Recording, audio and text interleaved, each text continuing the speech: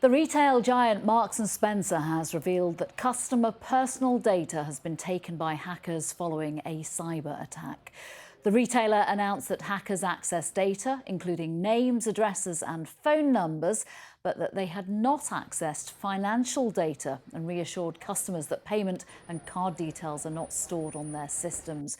Joining me now is the cybersecurity expert, Cluley. Thank you very much for chatting to us. Can we trust what M&S is telling us today about the data that they say has not been taken, card details, for example? I think we can be reassured by that. It certainly seems plausible that financial information and passwords may not have been taken. So that's great news, but it doesn't necessarily mean that we as a nation of Marks and Spencer shoppers aren't potentially still at risk of being exploited by the hackers.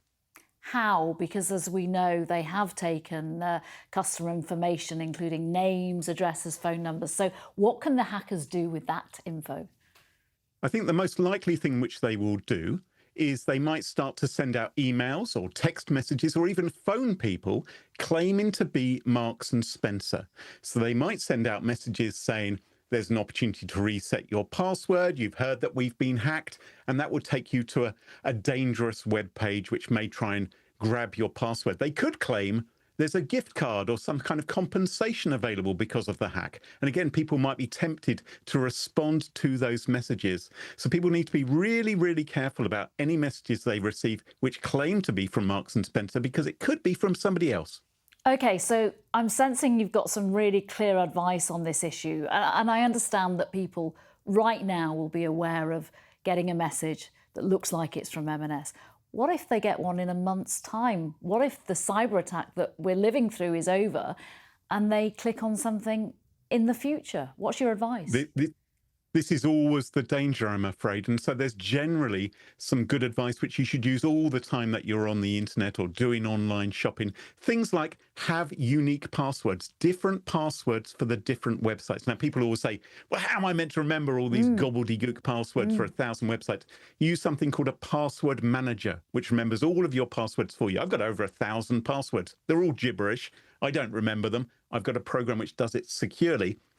The reason is that if you do give your password by accident to one scammer, they will then try and use that password to break into everything else online, like your email, like your bank account, like your eBay or Amazon. So use different passwords, enable something called multi-factor authentication when it's available. Your bank will have that and many email accounts will have that as well.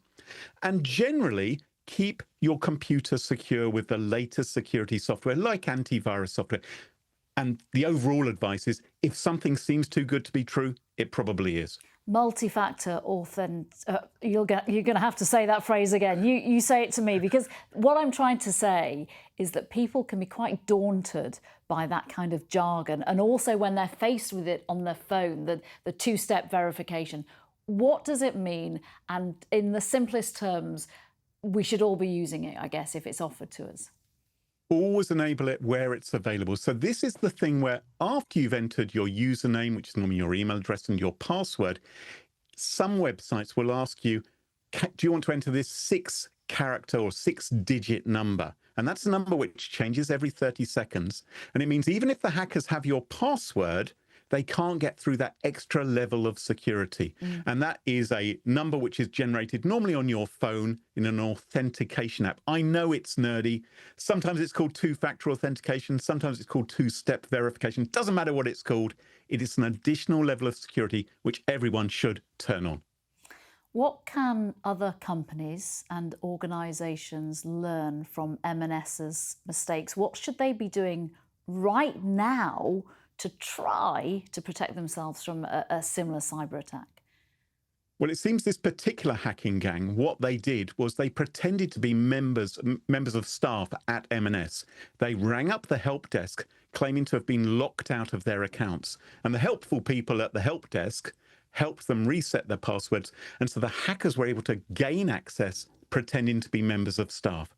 So if you have a help desk, if you have an IT team, if you have people ringing in saying, quite naturally, I've forgotten my password, you need really clear procedures in place to verify those people's identity, to make sure that you're not helping a hacker gain access to your company's systems. Because as we've seen with Marks and Spencer, it can cost millions and millions and millions. And it's not over yet.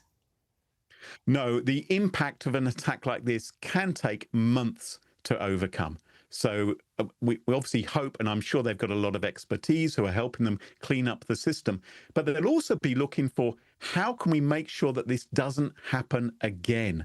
Sometimes you may kick out the hackers on the initial attack and get your systems up and running again. But if you haven't dealt with the fundamental problems inside the organization, the hackers may be back, or another gang of hackers may be along.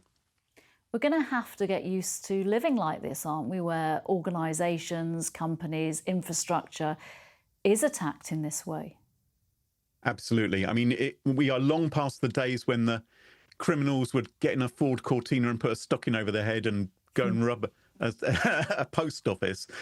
It's all happening online now. And I'm afraid it impacts all of us because our lives are online. We can't avoid this today.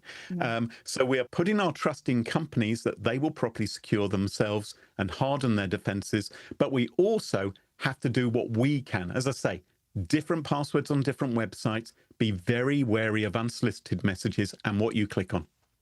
OK, Graham Cluley, thank you very much for all that sage advice. We really appreciate it. Thank you.